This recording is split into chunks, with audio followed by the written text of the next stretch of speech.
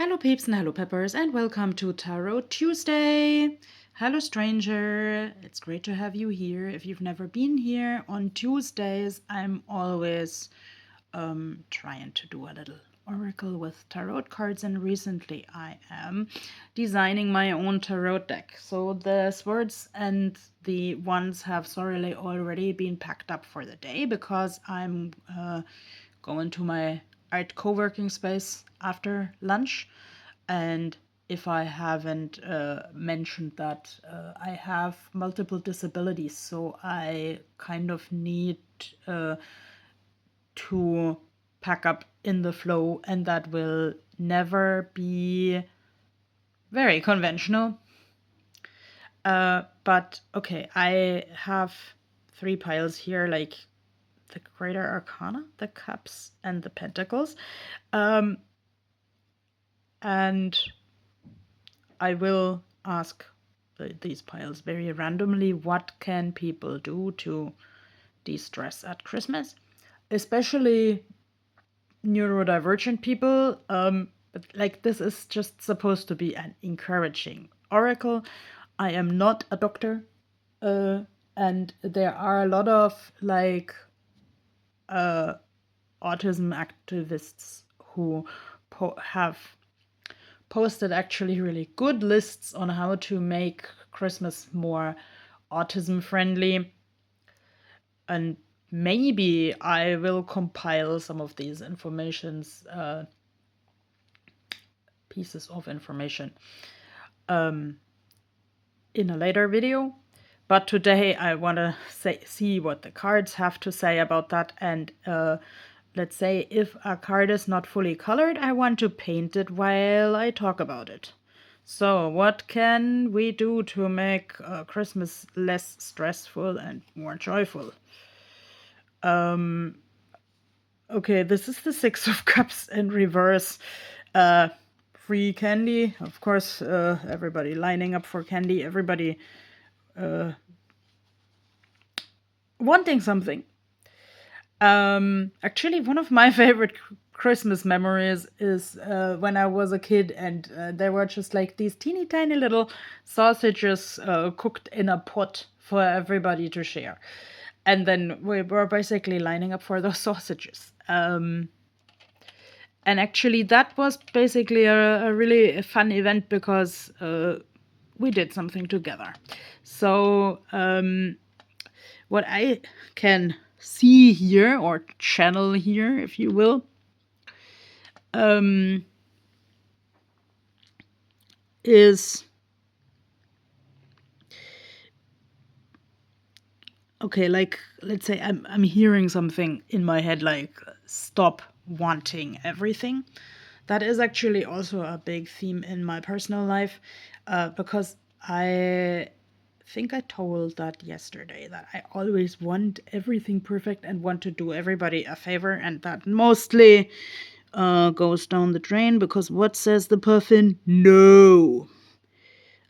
Because I have no idea about my energy levels, like even a day in my advance. So maybe we can bring this to the point of being mindful what you can do actually for Christmas. And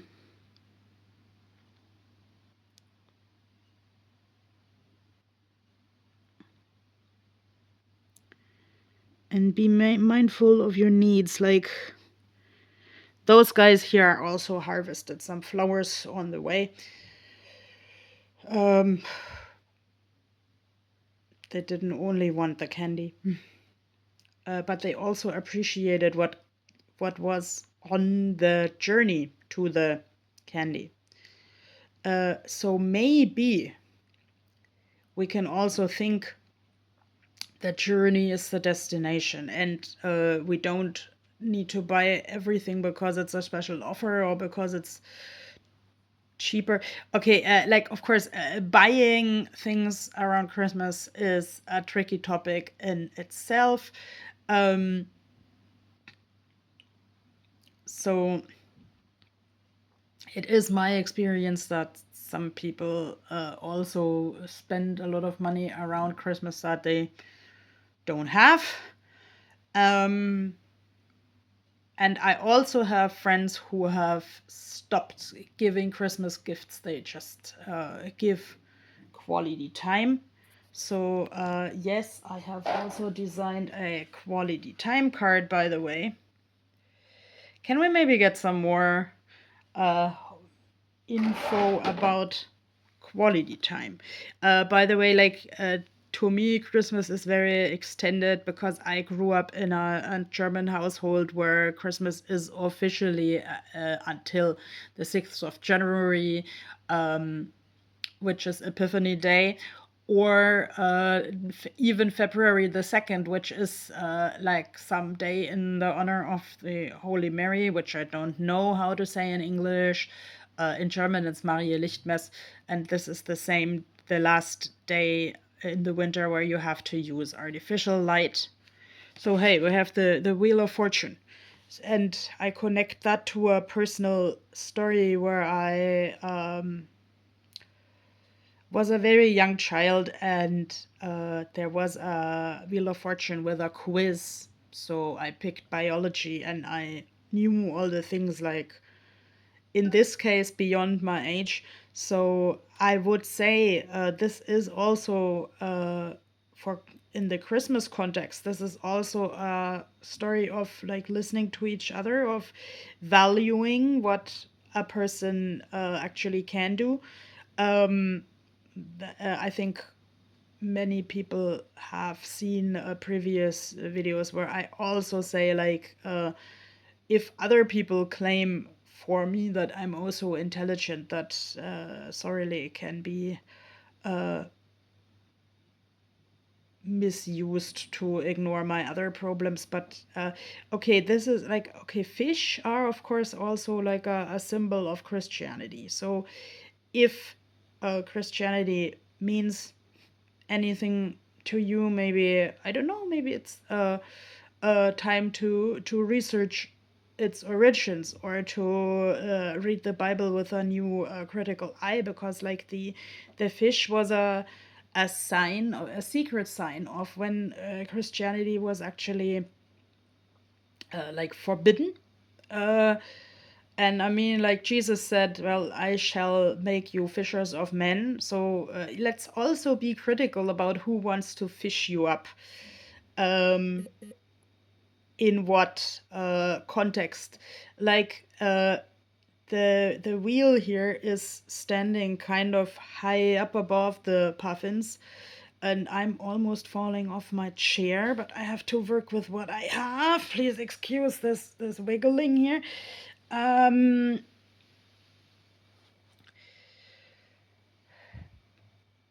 so I use Christmas as a time to reflect on what is really important to me. I think this top fish is actually a whale, not a fish. But and also, my friend told me there is no such thing as a fish, because well, the oceanic animals and even what we consider fish are, and I still have to find the article to the effect, are so diverse, and they don't have even like a common ancestor or something, if I understand that right. But okay, let's don't quote me on that. I will have to research that, and I'll tell it to you. Like, I tell you what I find in my water animals video. If anyone has read this article, please let me know, and send me a link. Two of Pentacles. This is, of course, this reminds me of actually my youth practicing last Christmas, so I could sing something to the people. So let's reminisce old times, but let's don't get like all fuzzy about it, because it is really problematic at Christmas when then the people getting started, and then when you were children, everything was better, and then when this and this and this. No, let's take a minute to think, what can we take home from old times with Christmas. And that's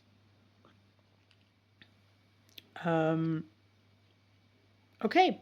The number two, of course, this is because the Two of Pentacles, but today happens also to be the 2nd of December. So I find that a nice coincidence. And maybe, like in one of my favorite movies, where a woman suddenly wakes up, like she went to bed as a teenager and she suddenly wakes up as a grown woman and doesn't know what to do with this development, and then she settles into it, and then she says we need to remember what used to be good. So